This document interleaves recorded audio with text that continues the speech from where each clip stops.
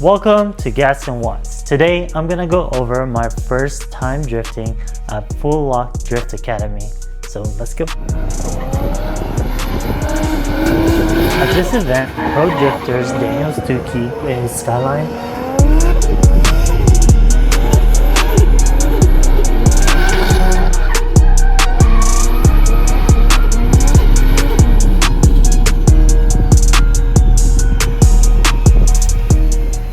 and Robert Thorne with his M3 are our drift instructors.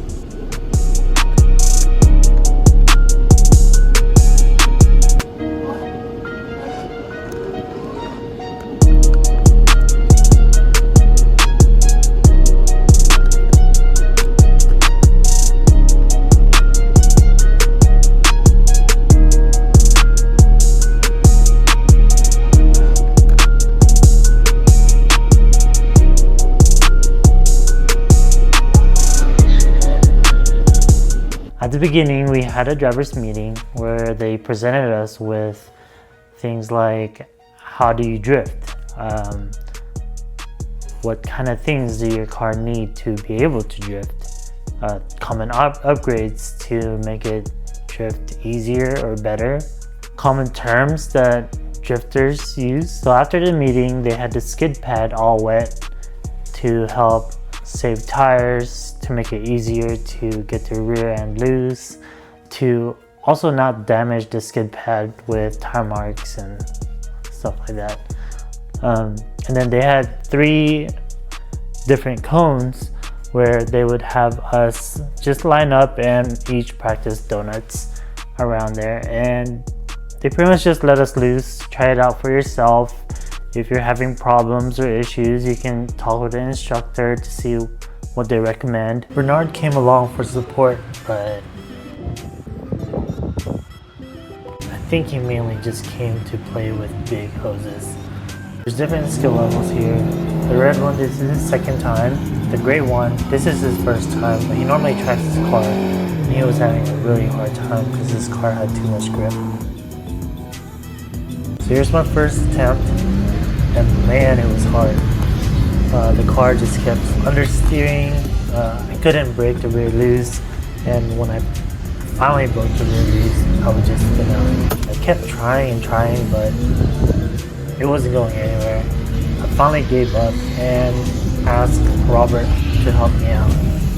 First thing he noticed was the understeer. He did recommend to lower down the front tire pressure or increase the rear tire pressure, and then he gave it a try, and he did notice the car was understeering a lot.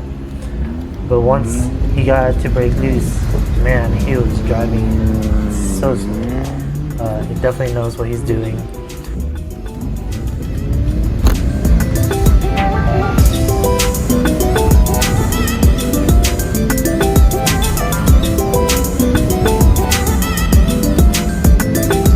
Started, huh? Yeah. But yeah, after his suggestion, luckily I brought some spare wheels with me. They were skinnier with less grip tires, and man, they made a big difference. As you can see here, I'm finally able to do some donuts.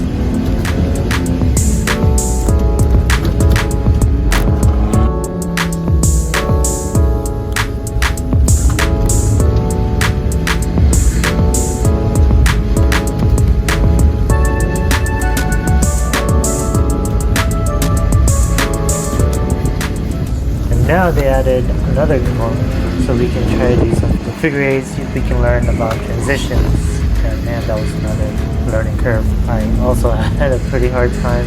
Right after lunch, they would create different tracks. Here, they decided to make a pretty big figure eight. Here's Robert giving us an example on how to do it with his car. Man, it makes it look so easy.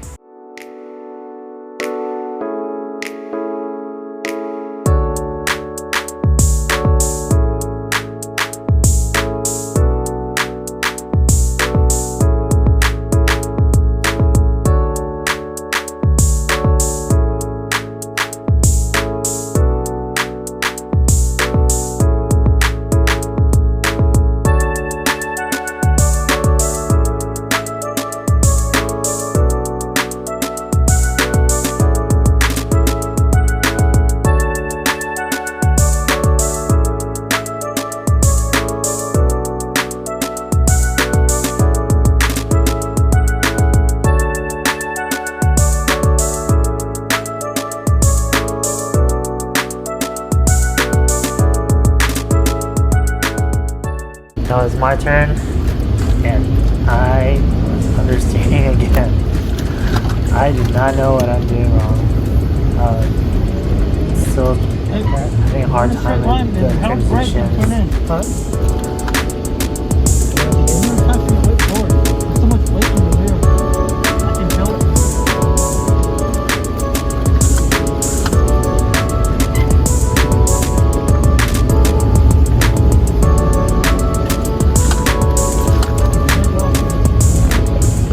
Later on the day, they opened up the dry pits.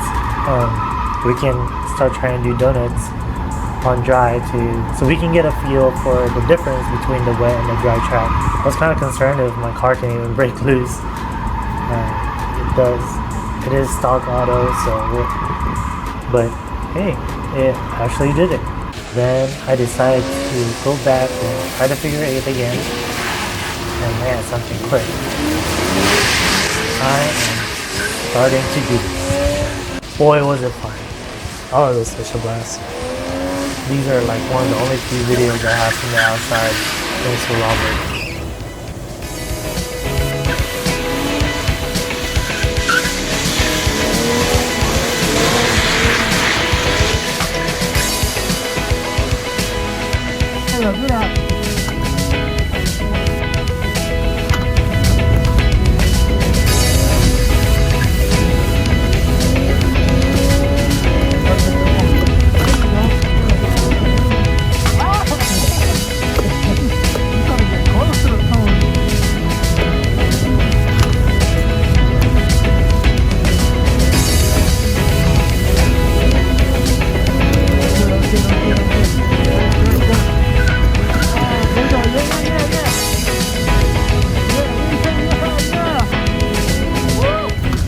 Here you can hear Bernard in the passenger seat giving me tips, and man, he is sure a hype man.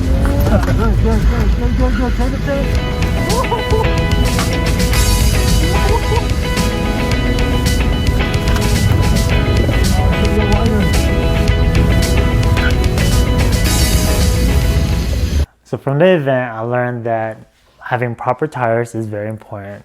At the beginning, I had really wide grippy tires in the rear, and the fronts are just really skinny, just some takeoff tires, and I just kept understeering. The other thing is to have bucket seats. Drifting really just throws you around side to side, and just really hard to drive when you're just getting thrown everywhere. The bucket seats will definitely just hold you in place. It's also really hard on the car. So you're going sideways, you're not getting the proper airflow through your radiator. You're also going slow, and you're just bouncing up on the rev limiter. So it's just overheating the car. So my car was constantly overheating, and I had to stop, and just ruins the fun. As usual with learning new things, it can be very frustrating at the beginning, and eventually something will just click and you'll be able to actually start doing it, which, as you can tell from the video, that click moment was just really amazing. Event, everybody there was just super supportive. Everybody is really cool. Everybody just, enjoy drifting. So everybody's having fun. The instructors were really cool. Robert and Dan, I didn't really know them that well.